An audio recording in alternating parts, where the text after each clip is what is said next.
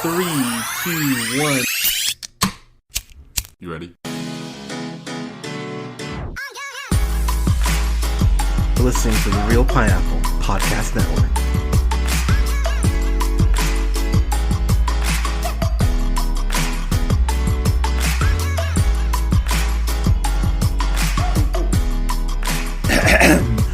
Good evening, everybody. Thank you so much for listening. This is the Real Pineapple. This is your humble host, Hunter, here. Luckily, not hungover after his company's holiday party last night, which, yes, hashtag blessed. But I am blessed for a couple reasons. One, my lovely girlfriend Alea went with me, and she looked absolutely gorgeous, and we had an absolutely fun time. But two, I'm joined on the podcast here by someone just as gorgeous. He is... You guys, you guys know him. You guys love him. Twice a day if you let him. True. You can go ahead and check out his podcast, On the Fly, with KJ and OJ. I will be on at some point next couple weeks. Oh yeah, I'm talking about Morbius trailer with you guys next weekend because that drops tomorrow. Wait, what? The Morbius trailer comes out tomorrow morning. Oh boy. Yeah, so we can see Jared Leto ruin 2 character. Oh boy. So I will have a review for that tomorrow. I'm telling you right now, I do not think that movie. I don't think there's a universe. I don't think even Earth 12 there's a universe where that shit's gonna be good. I think it's gonna be just like a vampire because it's gonna be dead and it's gonna suck. But sorry, OJ, welcome to the show. Hey-o. Yeah, dude. I God Almighty, I don't want to see it, man. Like Venom 2 comes out this year, and I'm excited for that because at least I get Venom versus Carnage, and Andy Serkis is directing. And I know, say what you will about the first Venom, we both know it's not a perfect film, but we both had fun with it. And I don't see a world where I have fun with this Morbius movie. I mean, I don't understand why it's even being made to begin with. I don't think he's that marketable of a property. I don't know. I just don't know. I mean, maybe they're setting something up for a team up with Venom, but who knows?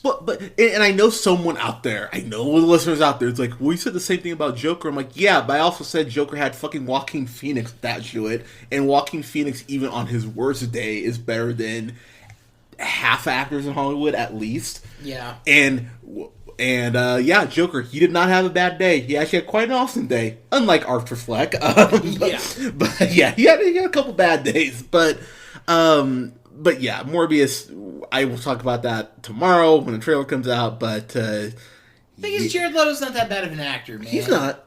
You just got to get him in the right thing. Yeah, and look, Dallas Buyers Club. Look, he's riding still off Dallas Buyers Club. That's the first thing people say. What about Dallas Buyers Club? It's like, yes, I know, won an Oscar. But again, Halle Berry won an Oscar. And I'm sorry, how many marketable movies has Halle Berry been in? Not named John Wick 3 recently, before anyone says that. Just saying. So, yeah. We'll see, but I'm not excited. But what I am excited about is we're talking about a movie that I flipping adore. We are talking about 1917, and I know we, on the podcast here, we do try to go ahead and build some suspense about, how do we feel about it? I'll just say it right now, I fucking love this movie. No ifs, ands, or buts. I thought this movie was excellent, and the fact that Sam Mendes, who has proven to be a pretty damn good director, going down his list, I actually had to take a step back and think about all the stuff he has directed that I've really enjoyed. He did this movie which is very similar to Marriage Story. He did called Revolutionary Road with Leo and Kate Winslet. Oh, yeah, that was him. Damn good movie. Don't think it's perfect, but I really enjoyed the hell out of that. He also did Road to Perdition, which I totally forgot he did that. I did not know he did that. And I'm a huge fan of Road to Perdition. I think that movie is actually very excellent. He also did Jarhead, too, which is another movie I enjoy. Oh, shit, he did American Beauty? Yeah. So I didn't know he did American Beauty. Oh, you did not? Oh, okay. Yeah. Oh, yeah. I knew he did American Beauty. Yeah, I'm a huge Sam Mendes fan, and of course he did Skyfall, which I still think is the second best Craig Bond film. Spectre, but it looked pretty. But getting this to 1917, so Sam Mendes legit hasn't really done anything. He hasn't done anything since Spectre because he basically put all his time and get 1917 off the ground, and people were kind of like, all right, this is kind of a lot. Like, this is what you're wanting to do. And he took this very ambitious notion of, I want to make this film like it's one take, essentially. And it sounds nuts when you say it out loud that you're going to have a basically 2-hour film be just one take. And I gotta say, we talked about this after we got out of the theater, because I had to go see Like a Boss right after.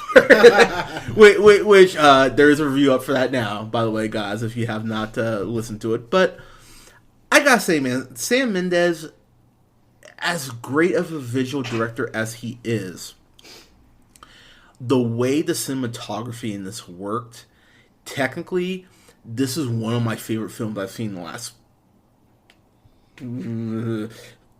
3 or 4 years, at least. As far as a war film, and you said this, and this might be a hot take to some people. You like this more than Saving Private Ryan, personally, yeah, correct? Yeah. So I've seen Saving Private Ryan in the last 2 years, and I gotta say, man, I'm right there with you, to be honest. And I think the other thing too that people, I would like to say though, I don't think Saving Private Ryan is a bad film at all. Oh no. I really enjoy the hell out of Saving Private Ryan. It's a hard film to watch. Yep. But also, like, I think people kind of need to shut up on that, because people are like, well, war movies are hard to watch. It's like, well, war's hard to be in. Why should a war film not be that authentic? I will say the timing of this movie is unfortunately very timely. If people keep being dumb and making dumb decisions and get us into a war, not mentioning any names, but as far as this movie though, basically it's a. It's almost like a not an escort mission, but kind of is, but kind of. So delivery boys. There you go. So dangerous delivery boys. Dude, man, this is like a real fucked up version of that SpongeBob pineapple pizza episode. Like I pointed out to someone, they're like, that's kind of weird. I'm like, no, but honestly, you think about the turmoil of that SpongeBob episode and how dire things kind of get for a cartoon. It's like that, but with war, basically. And I have to give this movie credit for one thing. So, Dean Charles Chapman, he was on Game of Thrones. As you guys know, I don't watch Game of Thrones. I know you do. Yes, sir. And he played, who did he play on there? He played Tommen Baratheon, who was one of the sons of the king who did, well, something happens to him. Okay. I don't want to get... Nice stop there. No. But yeah, he mainly plays a big part in seasons like 6 and 7 primarily. Mainly 6. Okay. But it's a very interesting thing, because like it's a lot of it's a building up, because that's the thing about the show, like, you know, people can get introduced, but they don't get like really fleshed out until down the road. Yeah. And his character was one of them. The way his arc ends in Game of Thrones, did not see that coming, genuinely. Okay. And I was like, oh shit! Like, yeah, it was one of those kind of moments. Kind of the last one that really did that for me. Fair enough. So here's what I will say about this movie, and we both kind of were amazed by this, because I think what the temptation of a war film is to cast a lot of big name actors in prominent roles to sell it. Mm-hmm. But Sam Mendes really went the opposite way, because Dean Charles Chapman, I mean, all due respect, he's not like a household name. Yeah, I agree. George McKay, it was driving me nuts where I recognized this guy from. He was in Captain Fantastic with Viggo Mortensen a couple years ago, and he was actually really good in that. I can't wait to see what these guys are in next. Like, just off this movie alone, I went, all right, I'm kind of all in on you guys. And the big thing I have to give the screenwriter, and I'm going to be keeping my eye on her, Christy Wilson Carnes, I think is how you say her name. So she really doesn't have a lot to her name. She's written a couple episodes of Penny Dreadful, which I really like that show. Mm-hmm. The fact that this is her first film is fucking absurd to me, to be honest. To knock it out of the park like this just from jump, it's like, oh, okay. Well, with some people, they get that one opportunity, man, and they just run with it.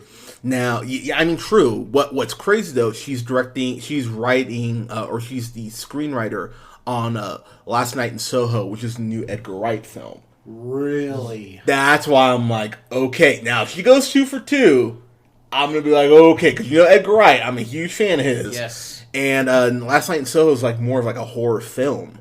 So I'm really, really curious. That also has Matt Smith, by the way. Excellent. Yeah, so... Like how he was supposed to be in Terminator Dark Fate. Or Genesis, yeah. Because remember, he was the... Oh, no, wait, I was thinking Star Wars. He was supposed to be in that. Oh, that's right, Skywalker. Yeah, and... maybe he saw an early cut and went, I'm good. Just use a TARDIS to get the fuck out of there. Yeah, exactly. But...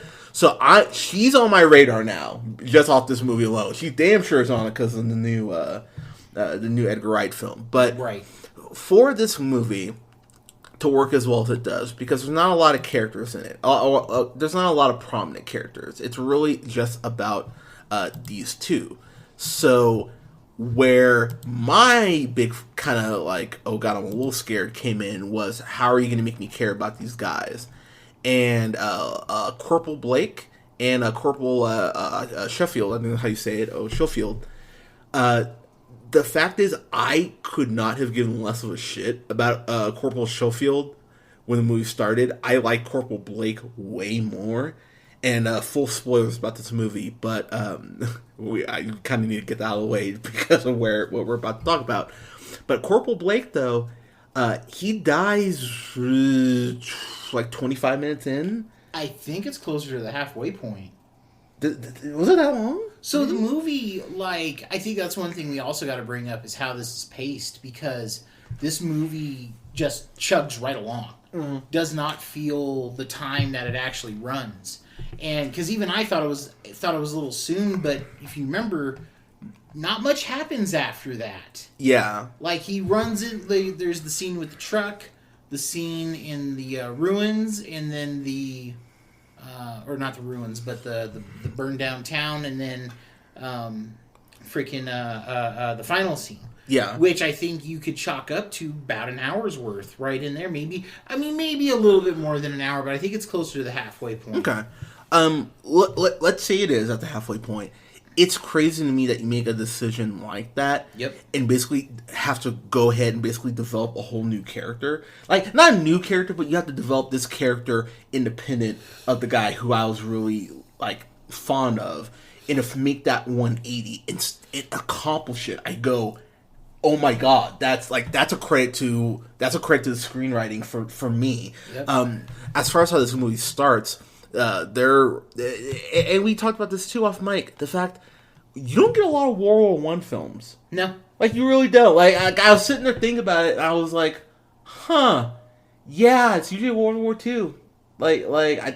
Honestly, we've probably got more films about the Iraq War recently than we have about World War I. Well, I think a lot of it has to do with the fact that World War II was that first major conflict where cameras were really...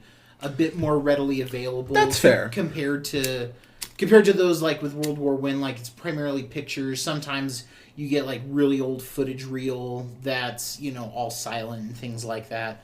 But I personally think that could have a good amount to do with kind of where that, I don't want to say love affair, that's not the right term, but that fascination is. Yeah, because I thought the infatuation maybe. Yeah. Because I think there is an infatuation with war as a concept. Yes. I think we hate, the war itself, but the actual concept of what gets us to war.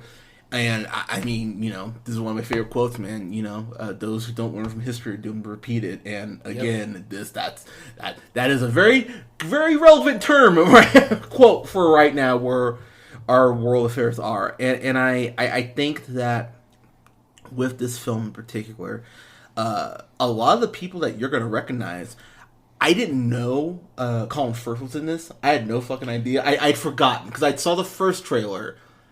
I remember he's in the beginning. But a lot of these people kind of come in, do a scene, almost like classic theater, and peace out. And I was like, oh, okay. But you know what, though? I appreciate that because that keeps the focus on the two guys who I care about, Mark Strong is in this. Had no idea Mark Strong was in it. And he was excellent. And, DC, let him be Sinestro. He's already Professor, what's his name? Don't care. Let him be Sinestro again. He's the best part of Green Lantern. Just Sorry. Anyways, but he deserves another chance. But Mark Strong being in it though, his role is actually pretty important because basically the whole plot of this is that they're told, hey, we're running into a trap. Oh god, what am I playing? Not the Germans, right? Germans are gonna Germans were the ones that like we were 1 and 2. Yeah, basically it's like, hey, we're walking through a giant trap, which I gotta say, the way they do a great job explaining how the Germans kind of like set them up, you go, oh wow, that's really clever. Like that's a really clever way to trap people and just kind of like fish in a barrel. It's like, hey, your brother's part of that platoon. We would lose 1,600 men. 1,600 is what I think they said. Yeah, like so you guys need to just you two, go and take these orders to stop the next wave. Yeah, and so it's a very simple plot, but it's just like the first 10 minutes it goes, yep, this is why you're going, boom, go. And the rest of the movie is them learning about each other, but then learning about themselves. I know how cheesy that sounded, but I don't care, I stand by it. But what I really do appreciate about this movie is that it breadcrumbs you as far as each character. It gives you just enough to be invested, but not enough to kind of go... Not overly distracting from what's going on. Yeah, in the movie, so I went and saw this with Colin. He's dadding it up. That's why he's not on this review. But Colin was sitting next to this war vet, and I looked over a couple times and saw him. And God bless him and his wife and anyone who's served. But he went ahead and was like, there were multiple points where I looked over and he was gripping his chair.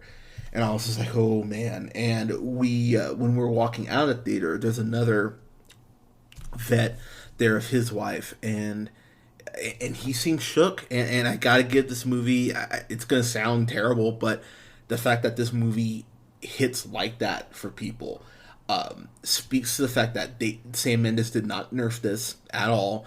There's a scene where later on in the movie where Corporal Schofield is climbing over these dead bodies that are in the water, and OJ and I looked at each other like, okay, like I don't watch a lot of war stuff. Band of Brothers, I fucking love Band of Brothers, but I remember one of those things about Saving Private Ryan. You've seen limbs and blood, and it's like, oh my god, like it's funny to me how I can watch something like The Punisher and not really be affected, like kind of go like, yeah, get him, but then I watch something like this, and I think it's because so many of these men and these men. You think about how young some of these people are, and they do a good job. There's a point where Corporal Schofield, he basically gets a ride from Mark Strong's platoon, and they get stuck in the mud, and all of them get out of the back of the wagon, and they're like trying to push it out of the mud, and you see the mud like caked on their clothes. Which, by the way, if you try to walk in with muddy anything, it is a pain in the ass. It's like quicksand. So trying to push like this truck on top of it's like, goddamn, guys, you just... And this is right after his friend is killed. Yeah, and so that is my one... I have two complaints about this movie before we get back to praising it. Corporal Blake, there's a scene where they are...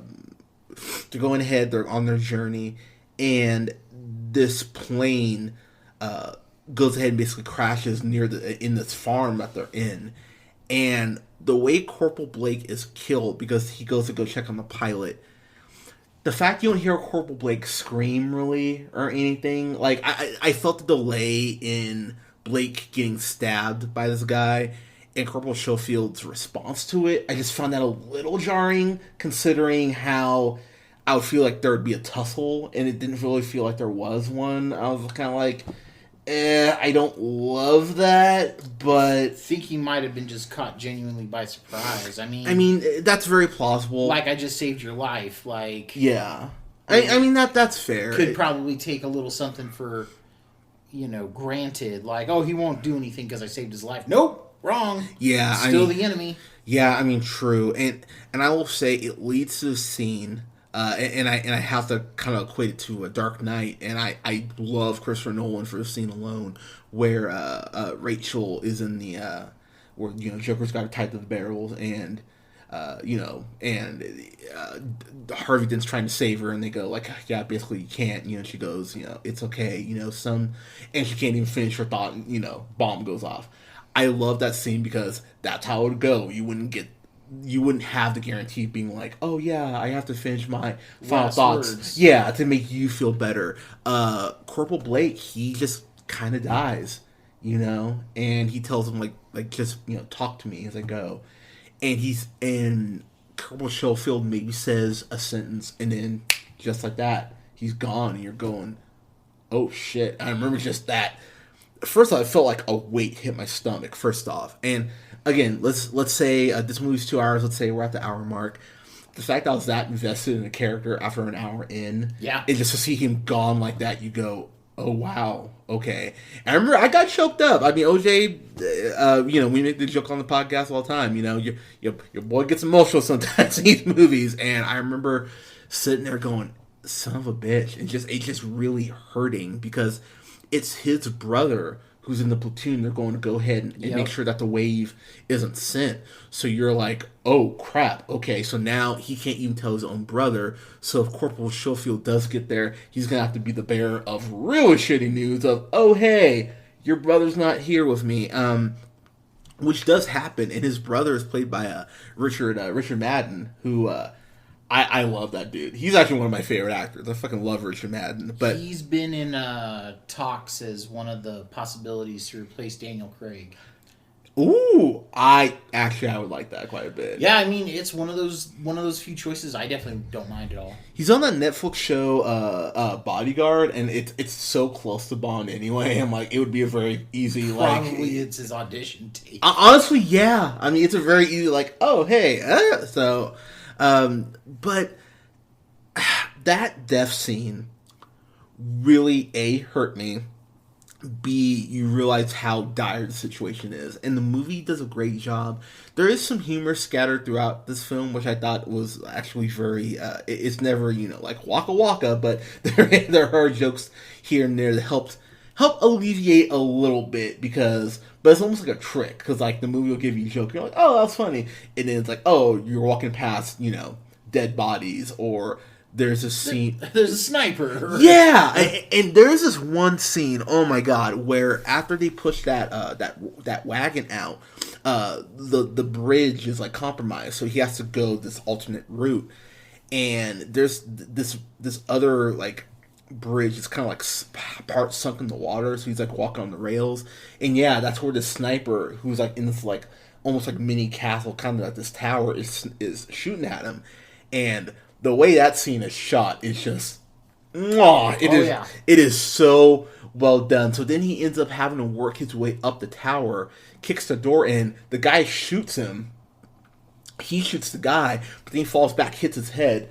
blood all on the back of his head, and that's one part where they clearly do cut. Yep. But I love like the places that Sam Mendes clearly does cut. There's that scene.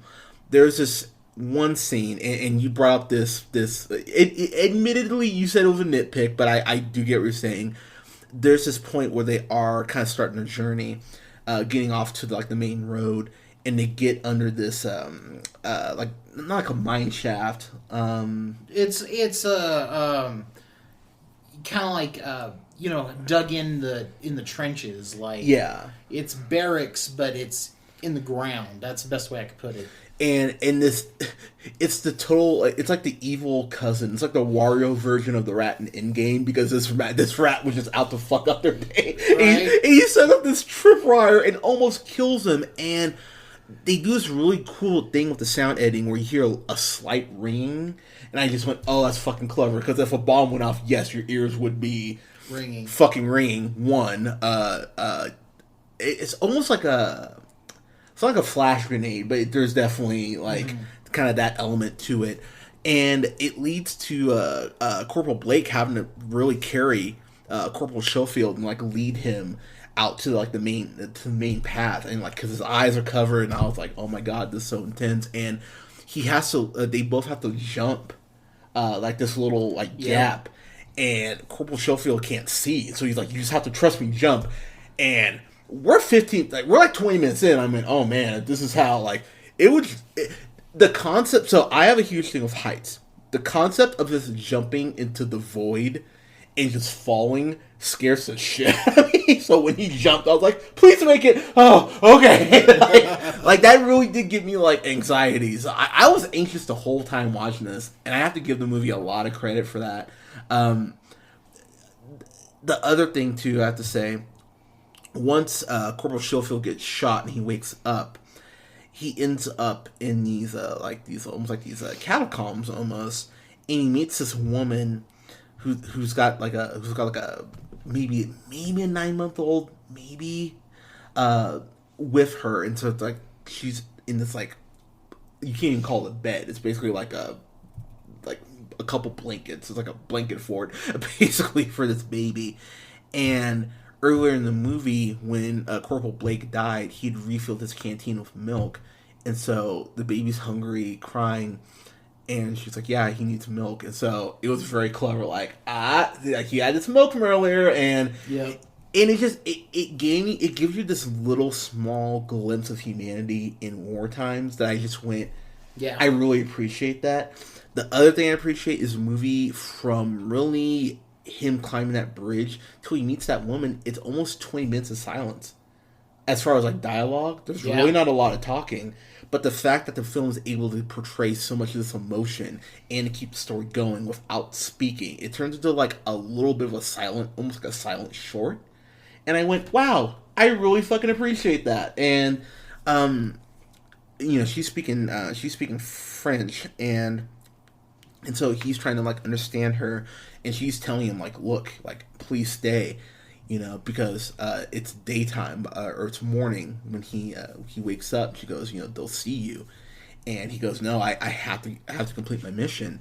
And the scene of him running from the room, oh my god, you want to talk about just one of the most intense scenes I've seen all year, because they are shooting at him, and these are not stormtroopers shooting at him. These are like, he's been hit once already, so the concept that happens again, not far off, but he's just running through these spots, and he ends up stabbing this one guy after like covering his mouth, and basically goes like, hey, like, shut up, I'm giving you a chance here.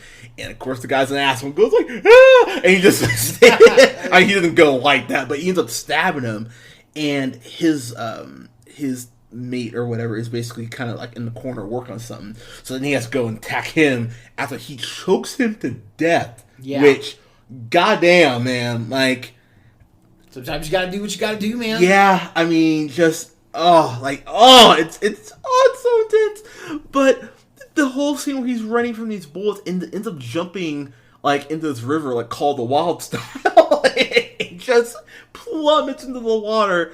Again, hunters hate water, so I was like, oh god, he's jumping in the water, and oh my god, and that's when it leads to the whole climb over the dead bodies thing, and that shot in particular of just him getting out of the water, and when he climbs over the bodies. First, like, yeah, that is a correct reaction. I mean, the thing that I appreciate, as fucked up as this is, you get almost like the swollen throat from something because they've been there for so long, like just little details like that I appreciate. But what I really appreciate about that is he gets out of the water after climbing over him, and just breaks down, and I just went, yeah, he hasn't cried this whole time, like, right. I mean, even when Corporal Blake dies, he doesn't cry. Because he's immediately confronted with Mark Strong's men. Because it's literally at the same site. It's like he steps right past that house, and boom, like, hey, are you okay? Like, shit. And also, too, like, that whole thing with Blake lasts 5 more minutes. Yeah. Blake makes it. Yeah. You know what I mean? Like, and it's crazy to think about the timing with all of that. And, oh, man, that poor guy. Poor guy. I mean, true. But just seeing him break down like that, you just want to give him a hug. First off, you're like, oh, you poor bastard, you've been through it. So, of course, he does end up getting to stopping well, kind of stopping the wave because some guys had already gone out. Well, he was a little late. Yeah, yeah. But because he was remember he was unconscious for like hours when he hit his head. That is true. So I mean, he ends up getting there again. Does get there a little late, unfortunately. But what I really do appreciate about it is that when he does end up finding Benedict Cumberbatch, yep, who he might need to make a sequel to this because Doctor Strange might take a little while. But you know what, dude? Fuck, ask Sam Mendes. Be like, hey man, you just directed this real great visual movie. You want to do Doctor Strange? I mean, can't be worse than Spectre. Honestly, I would throw a bone to Sam Mendes. Honestly. Yeah, I mean, you never know. I mean, now I'm sure his asking price is gonna go up because I think he's damn sure winning this Oscars. But I mean, come on, Marvel. But when he does get the Benedict, first off, I think people forget because he has been wearing the cloak of levitation for the last 5 years. I think people forget how great of an actor Benedict is because he is not about stopping this raid. He's like, nah, man. He's like, nope, everyone's ready. We got him on the run. Fuck you, go away. But it's like I've already committed. I'm not stopping. Yeah, like I mean, admittedly, blind arrogance. I mean, of course. When has Benedict ever played someone arrogant? But I really appreciate that that juxtaposition being like, look, this is my platoon, get the fuck out of here, but him going like, look, I just came all this fucking way, you need to fucking listen, and the whole initial run through the bunkers to get to Benedict. That feels like its own little mini journey. Oh, itself. Absolutely! Because he just pushes his way through people, and he jumps up in front of the actual trenches. Yeah, just straight up running. Yeah, War's Wonder Woman, you selfish bitch. but damn. What? I'm just saying, no man. You know what's funny? The first time they do say No Man's Land here, I did kind of like. I went, oh wow, the last World War I movie I saw was Wonder Woman. Yeah. Like it made me kind of laugh. I went, man, if she was here, you would have beat all these casualties down. You just needed Steve Trevor and a crystal, apparently. But that whole run to Benedict, and you're right, they do show it in the trailer, but even the trailer doesn't do it justice, where he's just in the middle of the field running to go ahead and save time. You see these bombs going off, and you're like, oh my god, please get there. And I'll be honest too, man, a thing I gotta give this movie credit for, I didn't know if he was going to make it. I genuinely had no idea if he was going to make it. I'm like, he might get it real close, and, he might Tennessee Titans this in their last Super Bowl, get to a 1 yard line, ball, boom, game over. It's possible. But, I mean, he does get there, and the elation on his face, I remember seeing that and going, that's a powerful shot, because he just kind of stands there for a second. Because I can't find Benedict's character's name. It was Mackenzie, wasn't it? That sounds right. But I remember he basically goes like, "Thank you," and goes like, "Now get the fuck out of here." And he's kind of just standing there like, "Can I get a second? It's been a long couple of days. Seriously, give me 10 minutes." I appreciate that elation on his face of how he just kind of like goes, "Oh my god, I made it." When he does talk to the other Blake, who's played by Richard Madden, your heart breaks for him because he does have to just tell him like, "Look, this is what happened."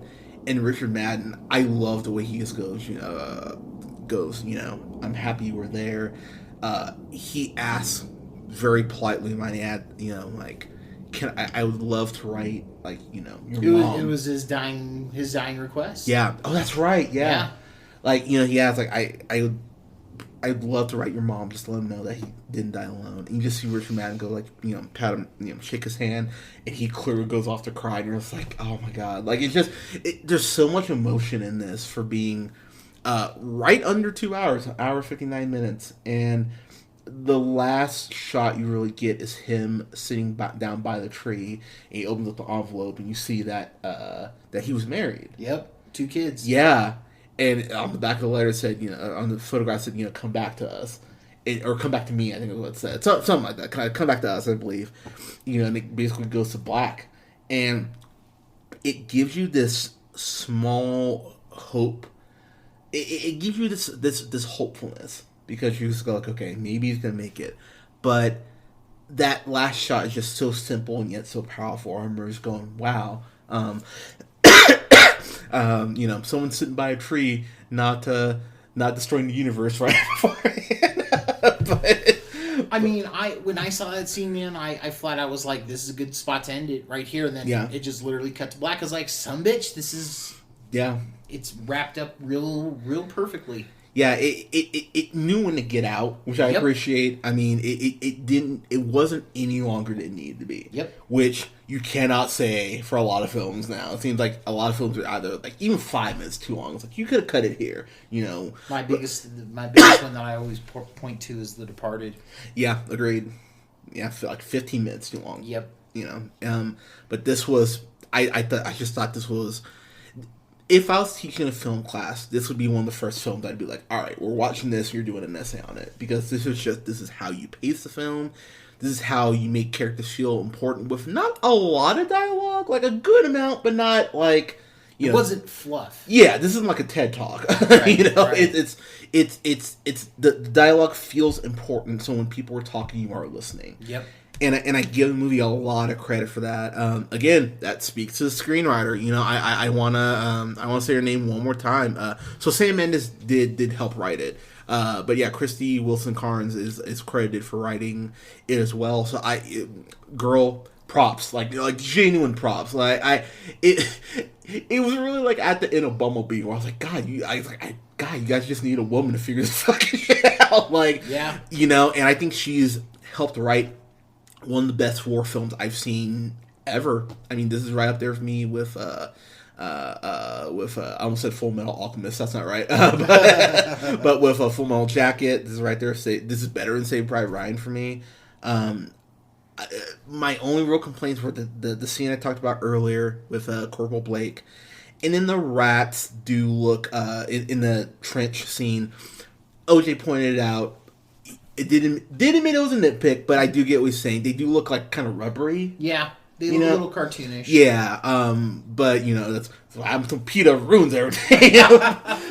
but if they had an actual rat peeling something off some dead dude's face, my God. Oh man, oh God, you just made my skin crawl. That was the scene that I noticed it. I'm like, my God, it's doing that, but I was like, oh, it looks a little fake. Yeah. So I mean, I get it. Now, to be fair, you do see some like dead animals and stuff here, and we've been seeing the Call of the Wild trailer. It didn't look.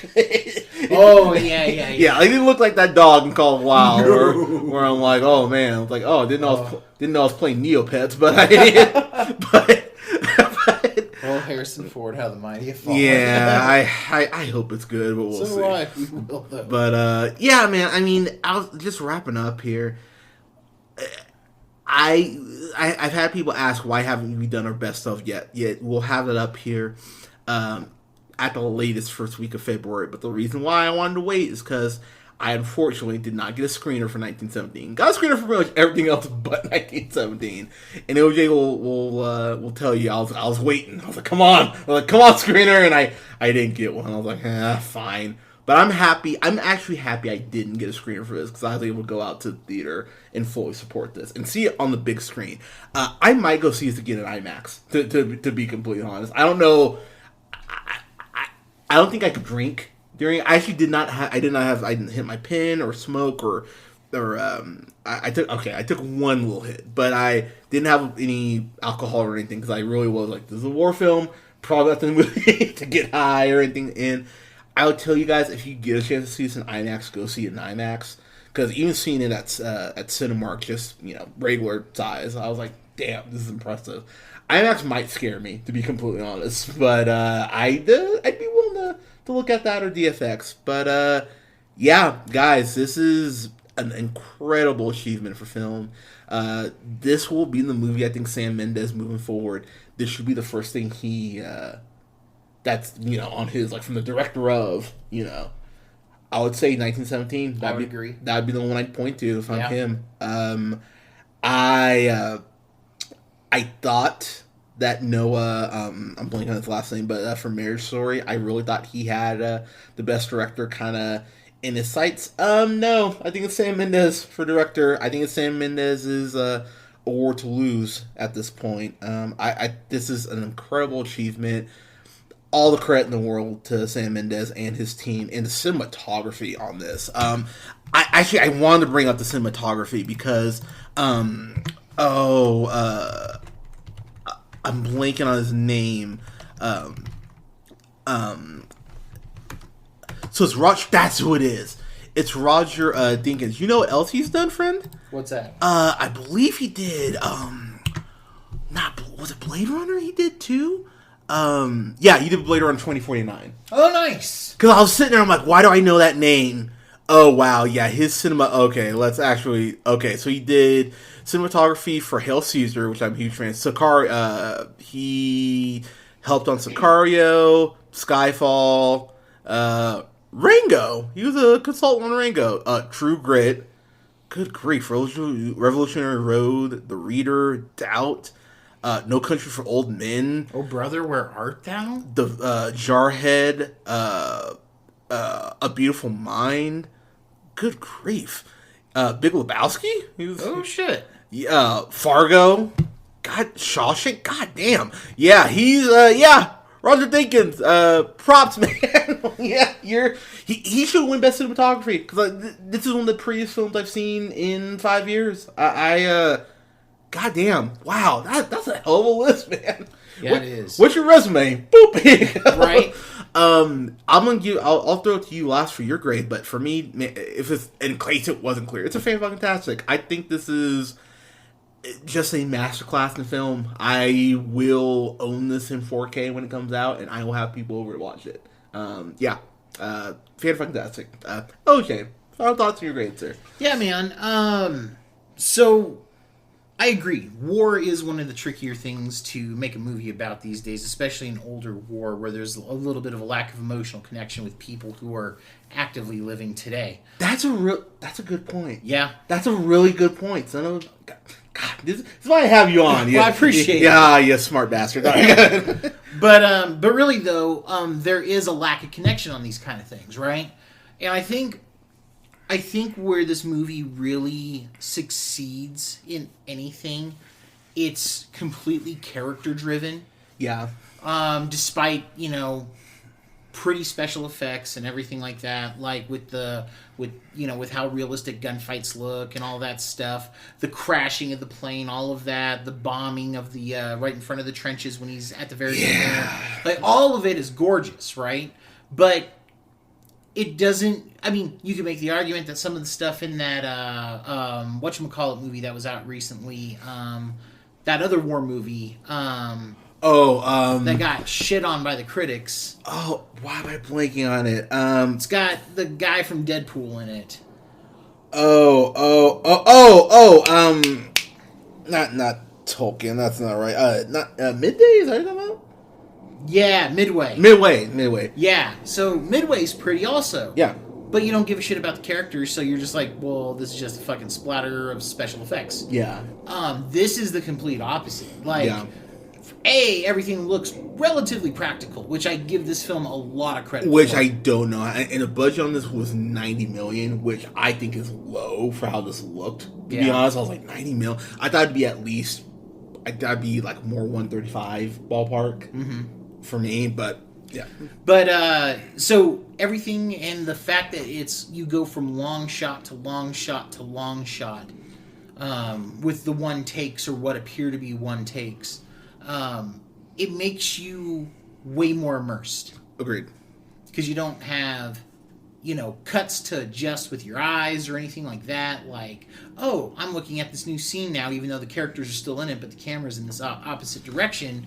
So now it gives me something flashy to look at. No, the psychic distance is on these two guys, and like you're attached to their hip the entire time. Yeah. And primarily Schofield because of the fate of poor Blake. But it doesn't change the fact that that's how close you are. It's them and everything that's happening around them. They, the one goal, everything else is insanity going on. That's kind of why you stick to them. And in a way, you can relate yourself because as one gigantic metaphor, because, we don't have, well, okay, let me rephrase. The majority of us do not have a concept as to what war is like, even in the slightest degree. All we know is our own personal hells that we deal with on a daily basis if you're stuck in a job or anything like that. Because of those feelings of, I'm stuck out here and this sucks, you empathize with both of these guys automatically, and that's what carries you through with them. And you root for them for that reason. And But I play Call of Duty. I know what war's like. Dude. I'm kidding. But... No, I know you are. But, God. It just blows my mind because some people think like that. True. But this movie, like, I make no bones about my love for Joker. Yeah. I saw it in theaters 3 times. Having seen more to A Marriage Story, I see why it's getting the attention it does get. Yeah. I would be rooting normally for Joker to kind of take home a bunch of awards. Yeah. Honestly, I'm in 1917's corner. Like, flat out. I want it to win fucking everything. Fair. Because this is not your average, like, how do I put this? People talk about Oscar bait a lot. They do. What was the movie that Steve Carell did that was clearly Oscar bait? Welcome to Marwen. Right. Yeah. Right. Clearly not that good. Yeah, no. Right. No. But that's what its intent is. To Yeah. create something that could possibly put him into said contention. Concussion's another example. Yeah, Concussion is another example. Here's the thing. Even if these two guys, neither one of them get nominated for Best Actor or even supporting. Yeah. That doesn't change the fact that this is the best movie of 2019. Wow. Like, flat out. Okay. And for my money, because it's an achievement in actual filmmaking, again, with the long shots, like on an actual level of not tech, but the actual production-wise, Yeah. this is a marvel. It really is. Yeah. The storytelling is really well done. One person we didn't talk about, the guy who plays Moriarty in Sherlock. Yeah. So he was a surprise. He was, and he shows up in the beginning, and he like blesses them, like with the little bit from the flask that he had. Yeah. Which is a nice touch. Because even with all the craziness around him, people still, like, it shows you that real people are still leaning on beliefs and luck and superstition and everything like that. Because you could even tell. He, like, Moriarty, because that's what I gotta call him. Fair. He looks so defeated in half the shit that he's saying that when he blesses them both, I don't think he believes it. He's just hoping for luck. Yeah.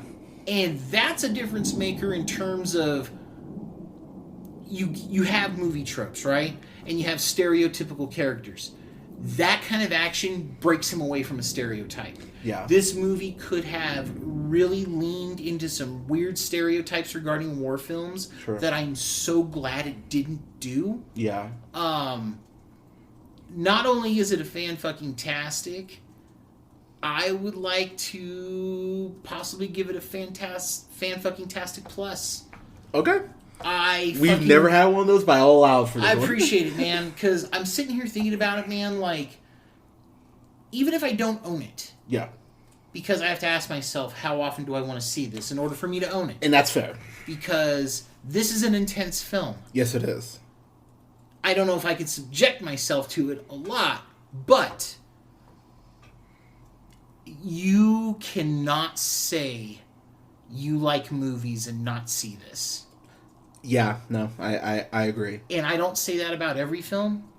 I think AFI would put this in their top 100. Oh, yeah. You know what I mean? Yeah. Like, this is one of those. I don't even dare say top 50. Okay. I really would. This isn't...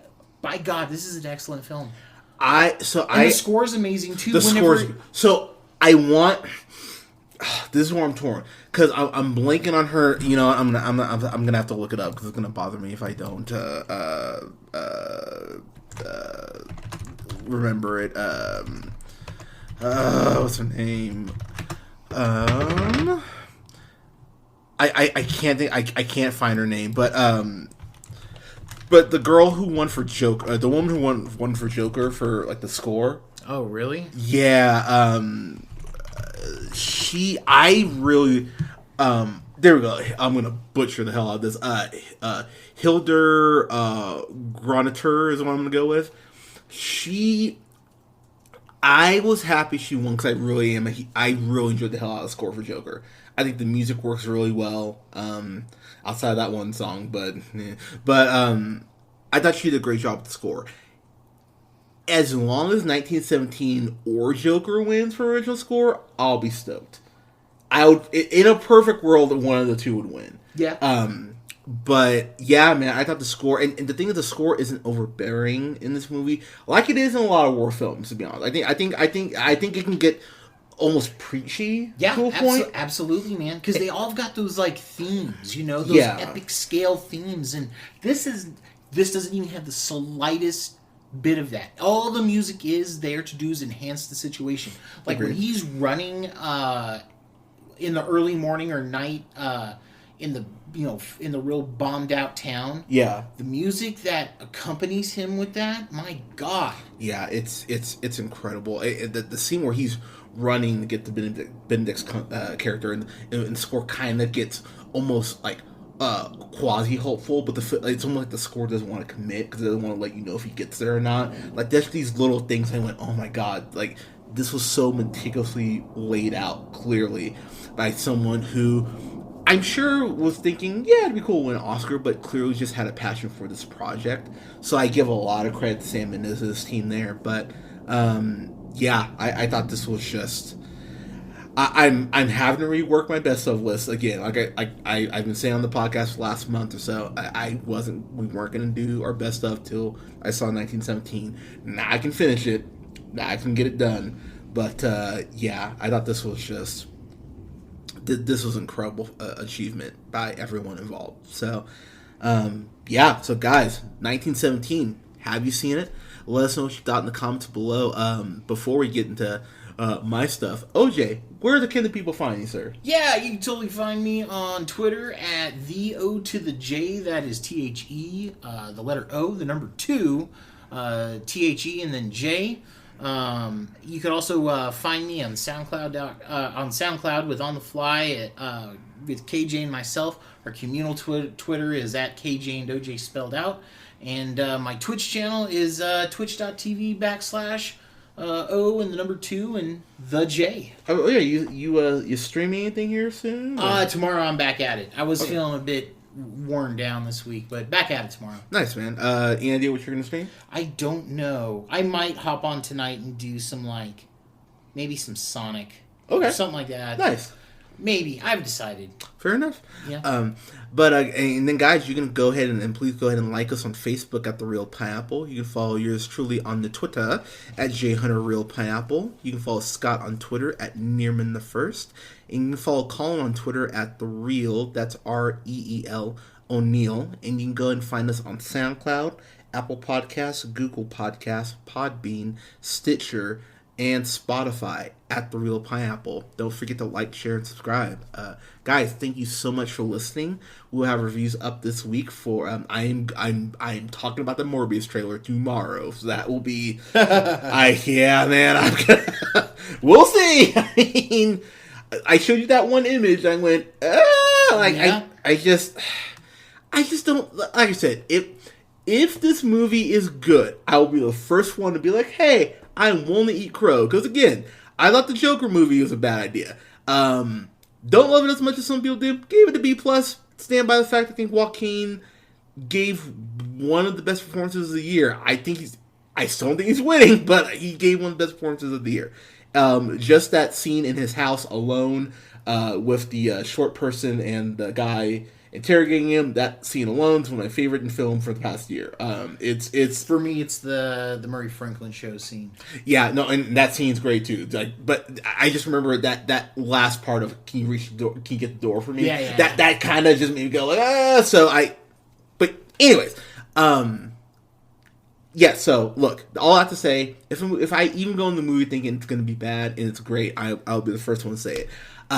This movie does not have a actor the caliber of Jared Leto in it. So I think this movie is in so much goddamn trouble. I can't even put in the words. I think it's going to be a lecture bad, if I'm being completely honest. Like, I think it's going to be that level of, oh man, they should have made this. I think it'll be worse than Aquaman. Oof.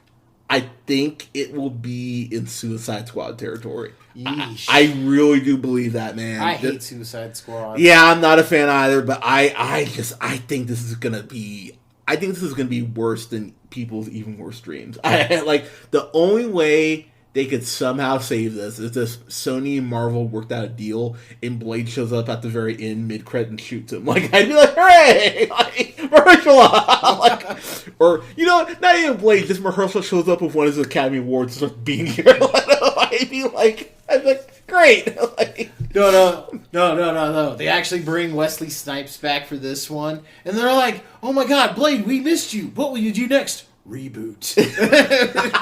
Winks to the camera, and that's it. Okay, I'd be fine with that too, but I don't think it's going to be good. But again, we'll see. So I'll have a review up for Morbius tomorrow evening, as well as a review up for Bad Boys for Life this weekend, which I'm excited for. Yes, I hope it's good. And I'll have a review up as well for Just Mercy. I'm going to watch that here this week at some point. And then lastly, I'm going to have a review for Doolittle because Colin said, I have a new baby. I'm not seeing Doolittle. So I said, fine, I'll go suffer. So I'm seeing that Thursday night, which, hey, I'm using my free pass on it. So at least there's that. But, well, like, don't little. Yeah. Oh, yeah. God. It looks bad, man. It does, man. Come on, Robert Downey Jr. That's the thing, man. I told you how they can save it, though. If they pulled a beer fest and he's playing Doolittle Stark and that's Fing Fang Foom's fighting, like that dragon is him. It's like, oh my god, they're doing the Mandarin right, but like, dude. So because we talked about that tiger. Yeah. Because of how bad that tiger looks. It does not look. The tiger in Aladdin looks way better. Yeah, it does. I think the tiger on the poster of Life of Pi looks better than right. Yeah, like I said, Doolittle, like, Robert Downey Jr., he's a charismatic dude, but I mean, John Cena's playing, what, a panda, I think, or something? Oh, God. Like, of course he is. Clearly one that hates marriage. And,